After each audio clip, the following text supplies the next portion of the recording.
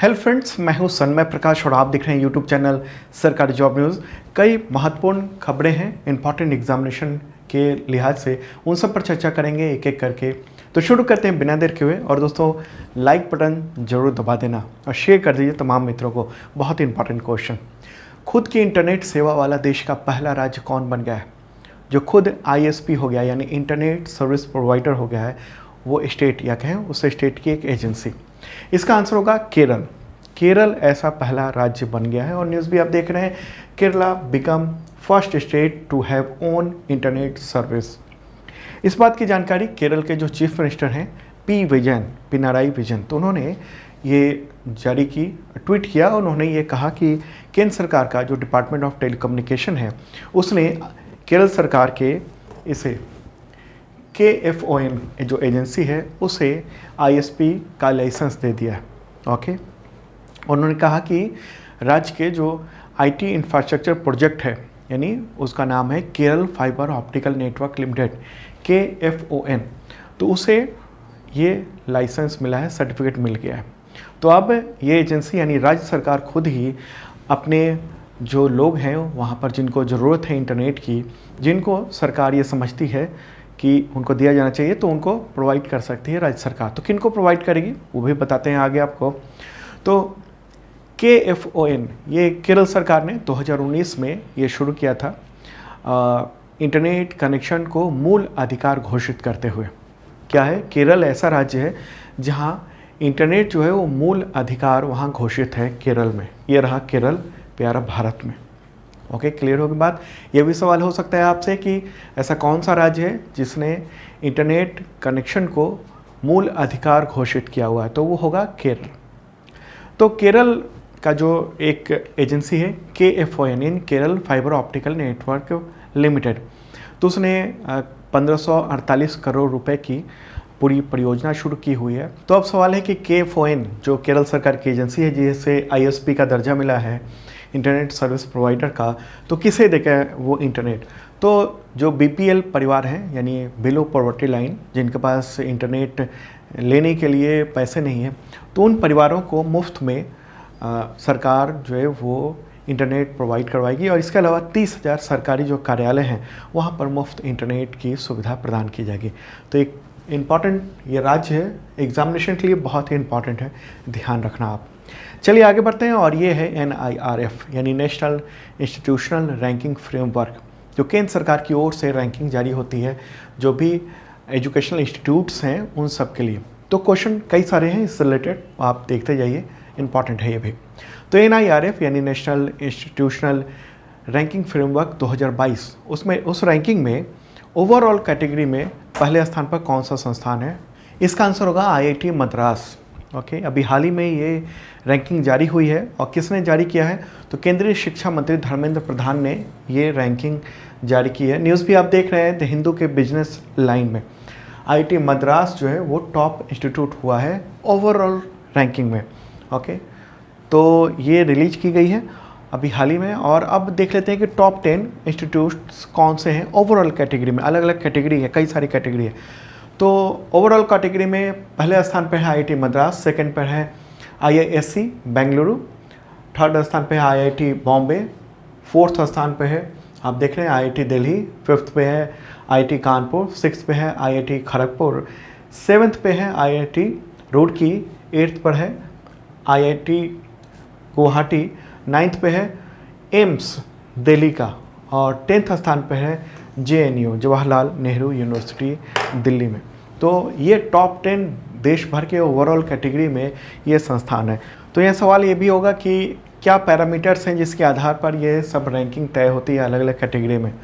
तो 5 पैरामीटर हैं। Teaching learning resources कैसे हैं वहाँ के, रिसर्च और प्रोफेशनल जो प्रैक्टिसेस हैं वो कैसे हैं, इसके अलावा जो ग्रेजुएशन आउटकम है वो कैसा है वहाँ का, आउटरीच और इंक्लूसिव जो वहाँ प्रोग्राम है वो कैसे चल रहे हैं, इसके अलावा पीयर पार्टिसिपेशन यानी सहकर्मी धारणा ये कैसा है। ओके, अब सवाल होगा कि कब ये रैंकिंग शुरू की गई थी? इसकी घोषणा जो है वो 2015 में की गई थी और पहली जो रैंकिंग जारी हुई थी वो 2016 में जारी हुई थी। और इस बार ख़ास बात है कि 7,254 जो एजुकेशनल इंस्टीट्यूट्स ने NIRF के लिए आवेदन किया था कि हमें भी रैंकिंग चाहिए।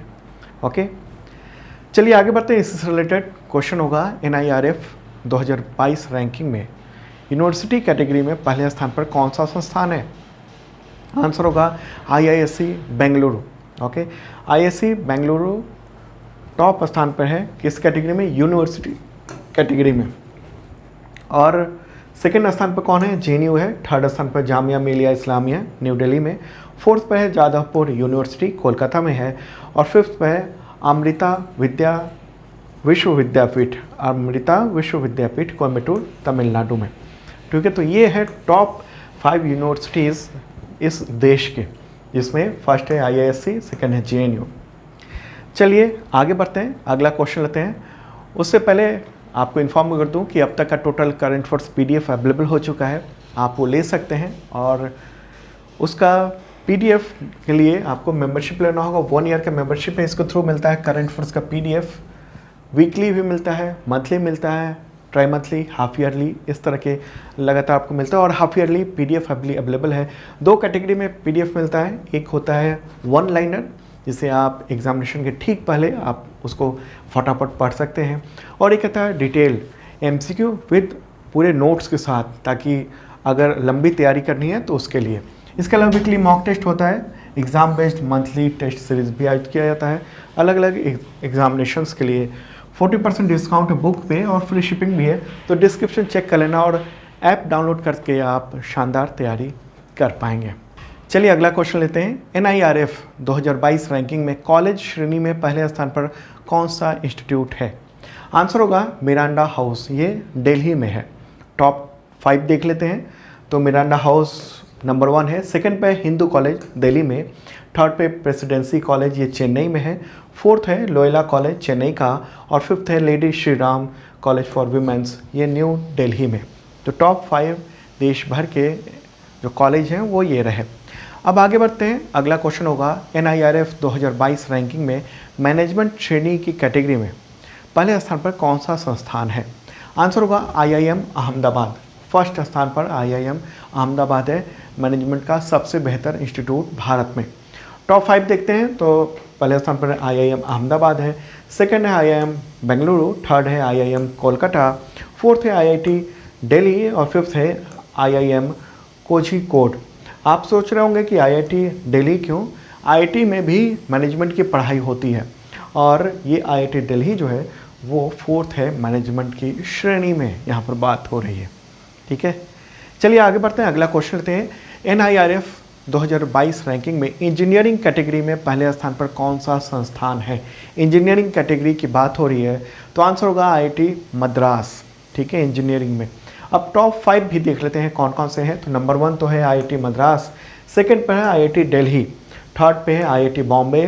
फोर्थ पे है IIT कानपुर। और फिफ्थ स्थान पर है IIT खड़गपुर। ये टोटल टॉप 5 इंजीनियरिंग कॉलेज आपने देखे हैं। ठीक है, चलिए आगे बढ़ते हैं, अगला क्वेश्चन लेते हैं। NIRF 2022 रैंकिंग में मेडिकल कैटेगरी में पहले स्थान पर कौन सा संस्थान है? बात हो रही है मेडिकल कैटेगरी की, तो आंसर होगा एम्स। दिल्ली का जो एम्स है वो नंबर 1 मेडिकल इंस्टीट्यूट है देश का। टॉप 5 कौन कौन से हैं ये देख लीजिए। नंबर 1 मैंने बताया इस क्वेश्चन के आंसर में, एम्स न्यू दिल्ली है। सेकंड स्थान पर है PGIMER चंडीगढ़। थर्ड स्थान पर है क्रिश्चियन मेडिकल कॉलेज वेल्लोर में। फोर्थ स्थान पर national institute of mental health and neuro sciences Bengaluru, इसको निम्हांस भी कहते हैं। और फिफ्थ स्थान पर है बनारस हिंदू यूनिवर्सिटी यानी BHU वाराणसी। तो ये मेडिकल कैटेगरी में ये टॉप 5 जो इंस्टीट्यूट हैं वो आपने देखा। चलिए आगे बढ़ते हैं, अगला क्वेश्चन लेते हैं। NIRF 2022 रैंकिंग में लॉ कैटेगरी में पहले स्थान पर कौन सा संस्थान है? यहाँ पर लॉ कैटेगरी की बात हो रही तो आंसर होगा national law school of India university, ये बेंगलुरु में। अब टॉप 5 भी देख लेते हैं। तो नंबर 1 आपने देखा national law school of India university Bengaluru. Second स्थान पर है national law university new Delhi. Third स्थान पर है सिम्बोसियस लॉ स्कूल पुणे।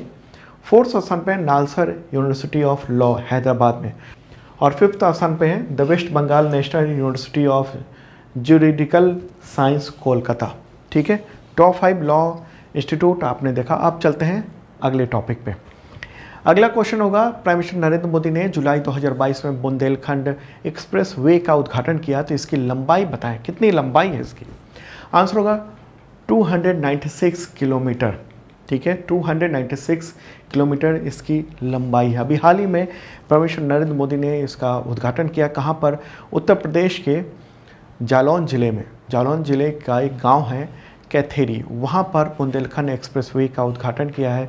4 लेन ये एक्सप्रेसवे है और लंबाई तो क्वेश्चन में ही जाना आपने, 296 किलोमीटर है। लागत आई है 14,850 करोड़ रुपए। कितने ज़िलों को कवर करता है उत्तर प्रदेश के, तो चित्रकूट, बांदा, महोबा, हमीरपुर, जालौन, औरैया और इटावा, इतने ज़िलों को ये कवर करता है। और एक्सप्रेसवे का निर्माण वैसे तो 2023 यानी अगले साल होना था, लेकिन 28 महीने पहले ही इसका निर्माण पूरा हो चुका है। ठीक है, तो एक बार मैप के थ्रू भी दिखा देते हैं। और ये रहा उत्तर प्रदेश, और उसमें हम देख रहे हैं कि ये चित्रकूट से इटावा तक ये इस तरह से ये एक्सप्रेसवे वहाँ बनाया गया है। ओके, बुंदेलखंड एक्सप्रेसवे कहेंगे इसे हम।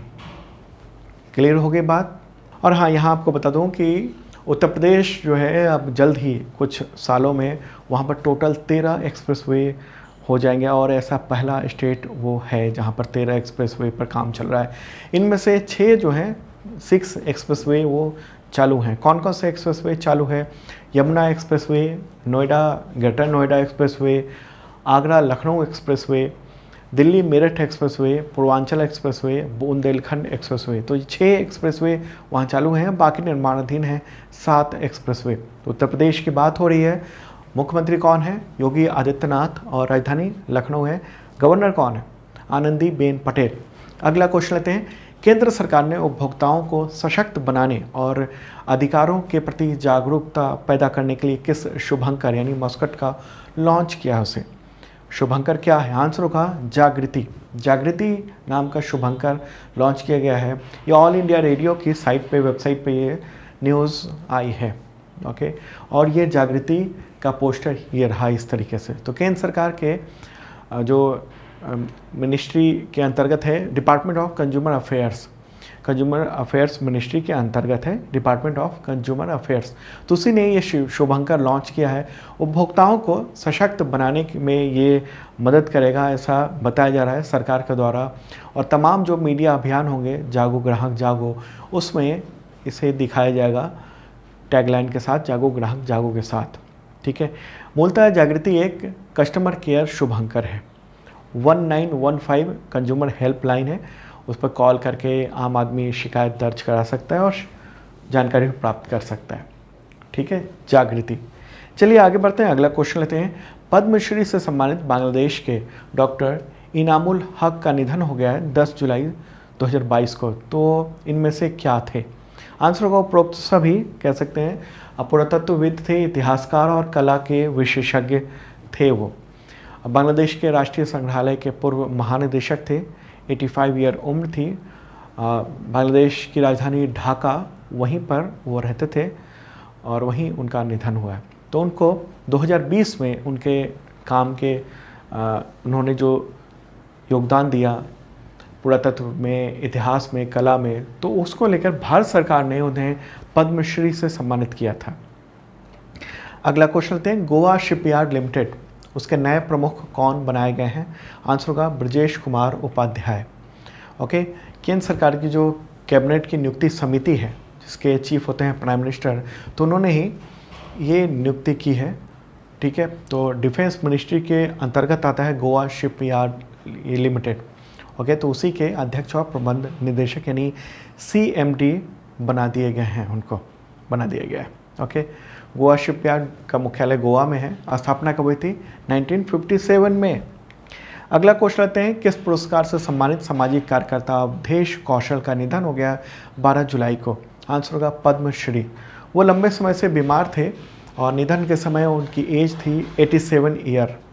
ओके, वो शिक्षाविद थे, पर्यावरणविद थे और 1986 में ही उनको पद्मश्री से सम्मानित किया गया था। अगला क्वेश्चन लेते हैं। विश्व युवा कौशल दिवस कब मनाया जाता है? आंसर होगा 15 जुलाई को मनाया जाता है। संयुक्त राष्ट्र महासभा ने ये दिवस घोषित किया हुआ है 15 जुलाई को। थीम क्या है? भविष्य के लिए युवा कौशल में बदलाव। तो ये है थीम। आगे बढ़ते हैं, अगला क्वेश्चन लेते हैं। राष्ट्रीय मत्स्य किसान दिवस यानी national fisheries farmers day, national fish farmers day, ये कब मनाया जाता है? आंसर होगा 10 जुलाई को, 10 जुलाई को। ये राष्ट्रीय मत्स्य पालन विकास बोर्ड यानी नेशनल फिशरीज डेवलपमेंट बोर्ड की ओर से ये जो दिवस है वो आयोजित किया जाता है।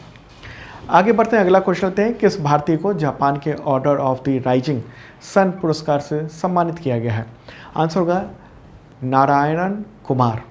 ओके, नारायणन कुमार। न्यूज़ भी आप देख रहे हैं, द हिंदू में इंपॉर्टेंट पर्सनालिटी हैं वो। सनमार ग्रुप के वाइस चेयरमैन हैं, तो उनको ये सम्मान दिया जा रहा है, ठीक है। और उनको चेन्नई में जापान के वाणिज्यिक जो दूत हैं तागा मासायुकी, तो उन्होंने ही सम्मानित किया है। वो Indo Japan chamber of commerce and industry के चीफ भी हैं। कौन है चीफ? तो नारायणन कुमार, जिनको ये सम्मान दिया गया है, ठीक है। तो दोस्तों, ये था इंपॉर्टेंट करंट अफेयर्स, और रेगुलर वीडियो आपको मिलता रहेगा।